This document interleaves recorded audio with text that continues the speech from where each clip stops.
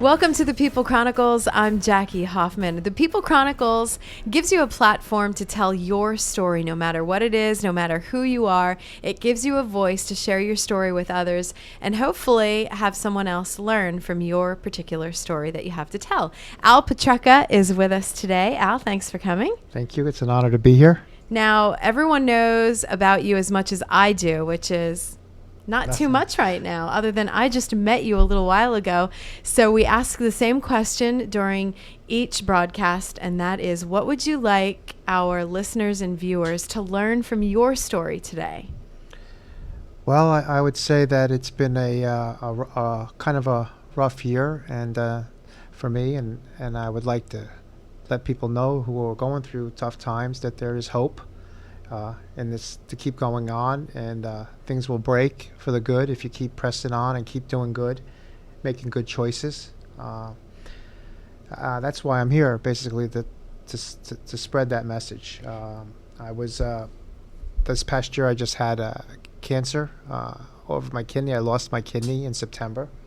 I had that taken out with a football-sized tumor that I had no idea I had, that's been growing for the past 10 years. And then the fact of it, they didn't know if it had spread or not, so I just got clearance in January that it did not spread, so it was cancer-free. So how did you realize that there was something wrong?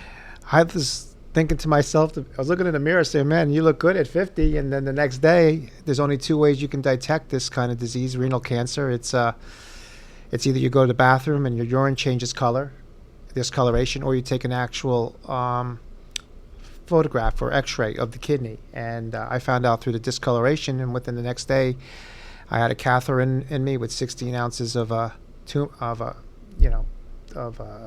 tumors, what do you call it, blood clots taken out. And then the next day they told me I had cancer and I needed surgery immediately. You were feeling great. You had no symptoms. Absolutely feeling perfect, running around, and life can change on a dime. So I was in the hospital, and my daughter actually was working on the floor that morning. She didn't even know. She saw Al Petrecca in one of her files. She comes in crying, and she's like, "Oh my God, Daddy, what are you doing here?" And I said, "Oh, it's good to see you." You know. So it was it teaches me how it taught me like how your life can one day be so perfect and the next day can change on a dime. So they did the surgery. They removed it 5 hours a week later, and then I went to 3 CAT scans, and they found out that it did not spread to my lungs.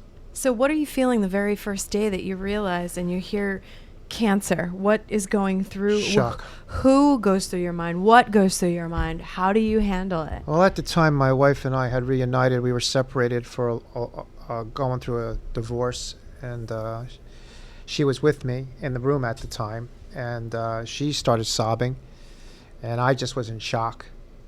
And when you're in shock, I wasn't prepared to handle that. And it wasn't even told by the doctor. It was told by the dietitian, who thought the doctor had come in to see me. They originally told me that it was the size of a baseball. It ended up, they took a test 2 nights before. When I was done, it was the size of a football that was removed. So, and the doctor said I caught a break because most of these cancers, they spread through the body. But it was contained. That's the word, contained.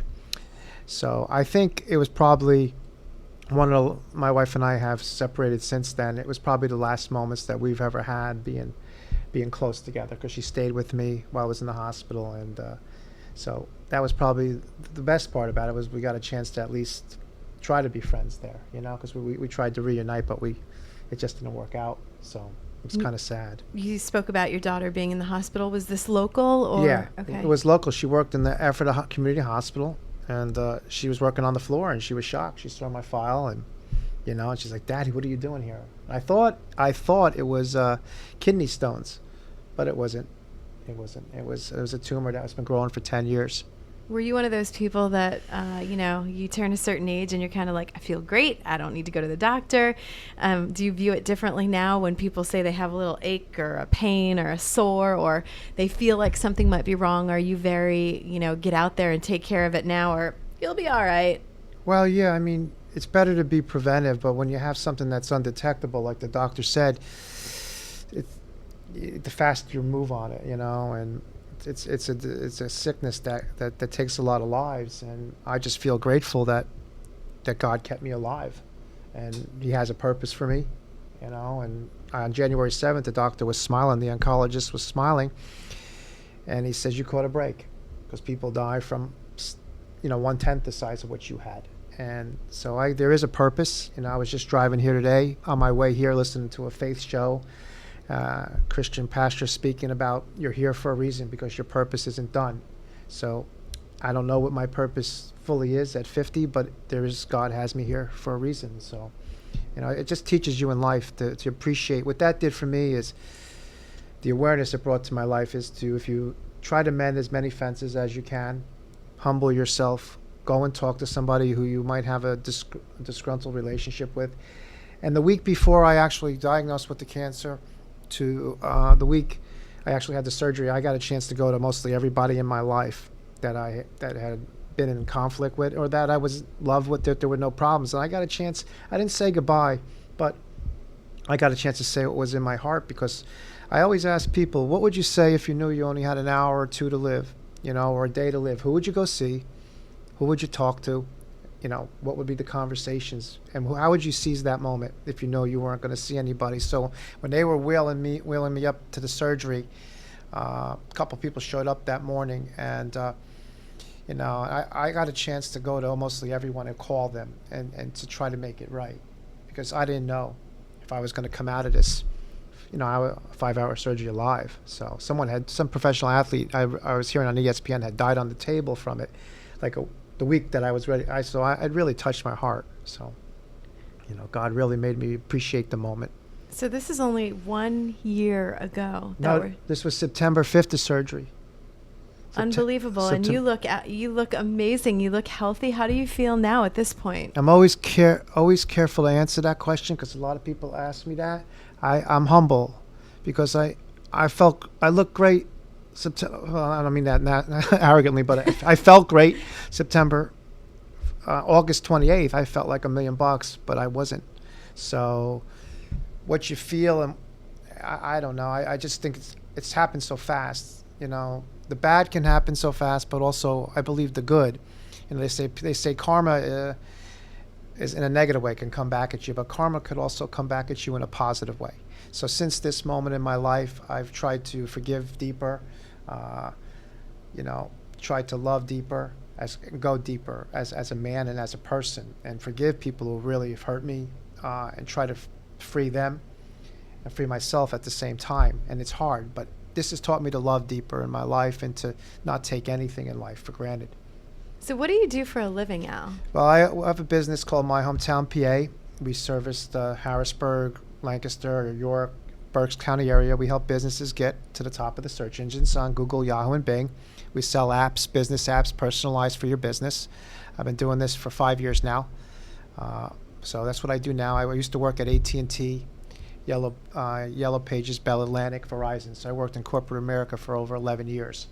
So I opened up my own business in 2009, and she's actually had the surgery on the 4th year anniversary. Is that funny? Right around that time. So it was kind of momentous being in the hospital, right? Yeah, it's a huge stop sign for you immediately, and you seem like you're one of those guys that are on the go, constantly having to be somewhere. Yes. Knowing a lot of people, always being on top of your game, and now you've got called to just say, stop, I need to take a step backwards. Yeah, when that happens to you, things that seem so vital really are not. I think as people, we get lost in this world and being busy, and we forget to take the time to tell the loved ones in our life how much they mean to us and how much we love them. And I don't believe love is a word. It's not. Love is an action. And since this happened to me, I don't know, the awareness factor of being alive, even going through a divorce now that I'm going through, and being alone on a cold winter's day, you learn to appreciate the moment. Hey, I got another chance, that tomorrow is going to be a better day. And as long as there's a breath in you out there, I have a faith in the Lord. That's the only thing that helped me get through this. Or has Did you always? No, I got saved in 1997, and that's been 17 years now. But that faith has been tested tremendously this year, and I've actually asked God where he is, and I mean, he showed up. He showed up because when you go through a divorce, you have this near-death sickness, and a lot of other things that are going on. Your faith gets tested. So. All right, we're with Al Petrecca, and we will be back on the People Chronicles.